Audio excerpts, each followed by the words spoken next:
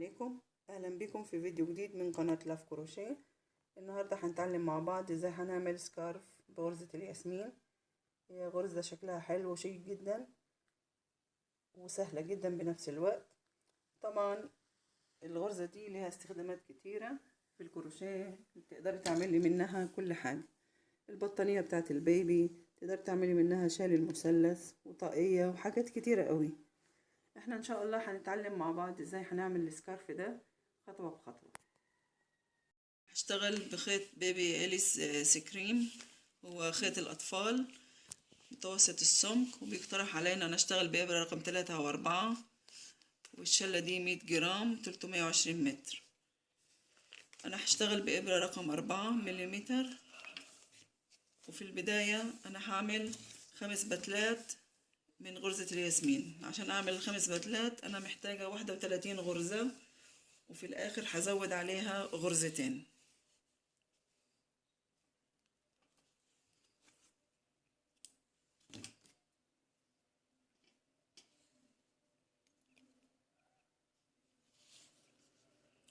هعمل 1 2 3 4 5 6 7 8 9 10.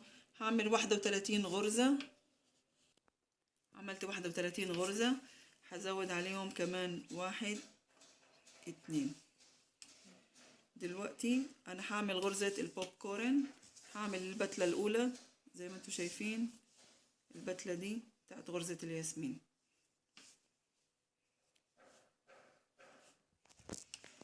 هعد 1 2 3 4 5. في الغرزة السادسة هدخل الإبرة وهسحب الخيط، هسحبه كده وهسيبه على الإبرة. تاني هدخل الإبرة وأسحب الخيط وأسيبه على الإبرة. التالتة هسحب الخيط وأسيب الخيط على الإبرة كده بالشكل ده، وبعدين أسحبهم وأعمل غرزة تقفيل كده، وبعدين أعمل 3 غرز 1 2 3 سلسلة. وبنفس المكان هعمل كمان غرزة فشار اللي هي غرزة البوب كورن، وأسيب الخيط على الإبرة. 1 2 3. هسحب الخيط من كل الغرز كده بالشكل ده. هيفضل عندي هنا بيفضل عندي غرزتين على الإبرة، هقفلهم بغرزة سلسلة. وتاني هعمل 1 2 3. يعني بين البوب كورن والبوب كورن هعمل 3 غرزة سلسلة. وتاني بنفس المكان هعمل البتلة التالتة 1 2 3. هسحب الخيط كده، هسيب على الإبرة من هنا الغرزتين واسحبهم مرة واحدة. دلوقتي أنا عملت أول بتلة بالشكل ده. دلوقتي هعمل البتلة التانية. هعد 1 2 3 4 5، وفي الستة هعمل غرزة بوب كورن تانية 3. هسحب بالشكل ده، بعدين تاني 1 2 3، وبنفس المكان هعمل غرزة بوب كورن 1 2 3. وتاني 1 2 3. وبنفس المكان، يعني بنفس المكان انا هعمل 3 غرز بوب كورن عشان يطلع عندي بتلة غرزة الياسمين 2 3. وهسحب الخيط كده مرة واحدة كده بالشكل ده. بقى عندي انا هنا بتلتين. دلوقتي هعمل البتلة التالتة. هعد 1 2 3 4 5، في الغرزة السادسة هعمل كمان بتلة 1 2 3. كلهم بسيبهم على الإبرة وبسحبهم مرة واحدة وبعمل غرزة سلسلة، وبعدين 1 2 3 سلسلة. وبنفس المكان هعمل 1 2 3 اسحبهم، غرزة سلسلة كمان 1 2 3، وبنفس المكان هسحب الخيط كده 1 2 3 بالشكل ده. انا هكمل الدور وهرجع لكم تاني. انا عملت هنا ال5 بتلات زي ما انتوا شايفين كده، وفضل عندي في الاخر غرزتين 1 2. هعمل عمود بلفة في تاني غرزة، عمود بلفة عادي، وكده انا بقفل السطر. وهو عمليا الغرزة دي بخطوتين، غرزة الفشار وغرزة سلاسل. هنشوف هنعمل السطر التاني ازاي. انا هرتفع 6 سلسلة 1 2 3 4 5 6، هداير الشغل. وفي الغرزة اللي في النص دي 1 2 3 عندنا التانية هعمل غرزة حشو. هي في البداية دايما في بداية أول سطر هرتفع 6، وبعدين هعمل 5 سلسلة، هعمل غرزة حشو في الغرزة التانية بتاعت البوب كورن. 1 2 3 4 5، 1 2 أعمل غرزة حشو. دايما أعمل غرزة حشو في الغرزة اللي في النص. 1 2 3 4 5، وهنا في النص هعمل غرزة حشو. 1 2 3 4 5. وعمليا هي الغرزة كده تكرار للسطر الأول والتاني. 1 2 3 4 5. من بعد ما خلصت هيفضل عندي هنا أنا هعمل في الآخر 1 2 غرزة، هروح على العمود اللي أنا عاملاه، هرتفع بعمود تاني كده بالشكل ده. دلوقتي هرتفع 1 2 3 سلسلة، وهعمل في غرزة الحشو اللي أنا عملتها هعمل بتلة تانية زي اللي أنا عملتها في السطر الأول. 1 2 3، هسحب الخيط، هعمل غرزة البوب كورن عشان أكون بتلة زي البتلات اللي أنا عملتها في السطر الأول.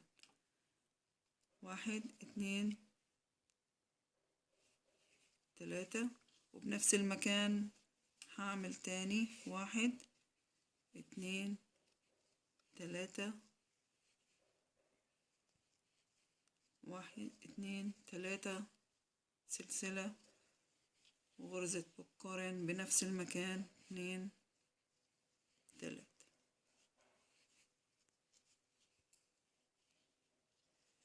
هلف الخيط على الإبرة واروح على طول على غرزة الحشو التانية، هعمل بتلة تانية من البوب كورن 2 3، هسحبهم مرة واحدة كده، واعد 1 2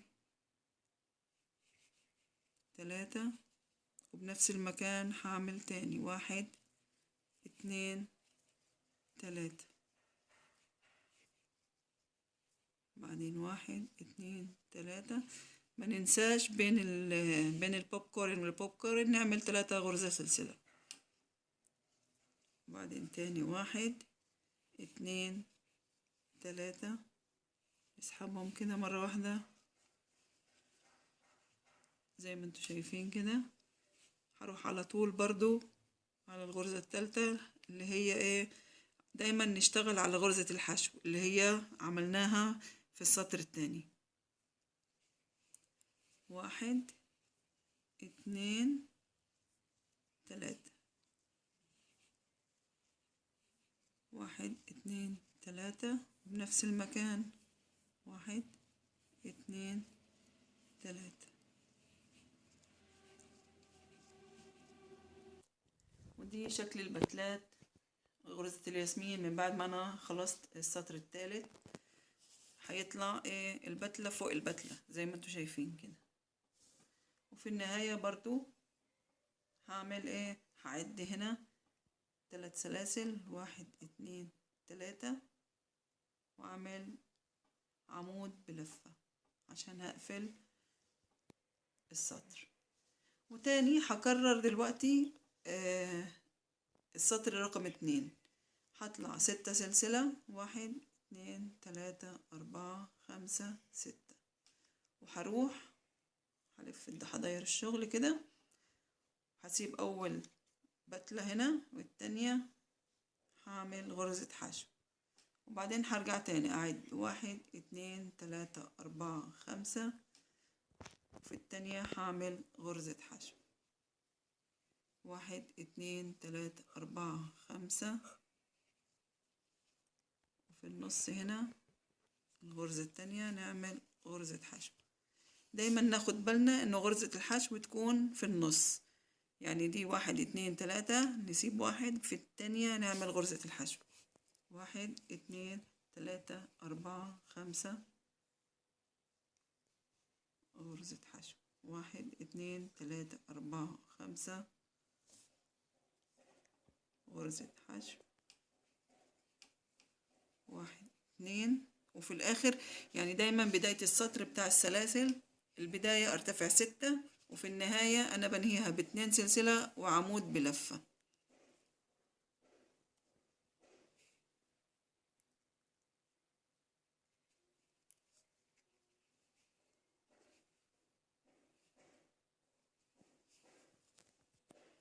وده كده من بعد ما خلصنا السطر. وتاني هنرجع نعمل نفس الخطوات، يعني هو كله عبارة عن سطرين.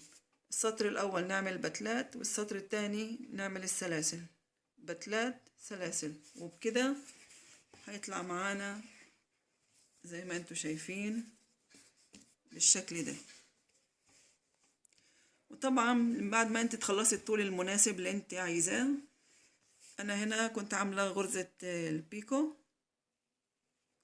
انت هنا في الحرف تقدري تزينيه زي ما انت عايزة، ممكن تعملي غرزة حشو عادية، ممكن تسيبيها زي ما هي، ممكن تعملي غرزة مراوح. وطبعا هنا انت عارفة يعني الشراشيب بتتحط هنا في الاخر، وبيطلع معاكي سكارف جميل وحلو وشكله حلو جدا. اتمنى يكون الفيديو عجبكم وكان سهل عليكم، واستنوني ان شاء الله بفيديو جديد. انا هعمل معاكم الوردة دي زي ما انتوا شايفين شكل الوردة 24 بتلة، وهنعمل مع بعض الطاقية البارزة دي الملتوية. هي سهلة جدا وشكلها حلو، وكمان ممكن كمان نعمل فيديو هنعلم غرزة الشباك دي. انا مسميها غرزة الشباك عشان ايه؟ عاملة كده زي شكلها زي الشباك، بس هي غرزة جميلة وسهلة جدا. وكمان معانا لكلوك اطفال لسن سنة.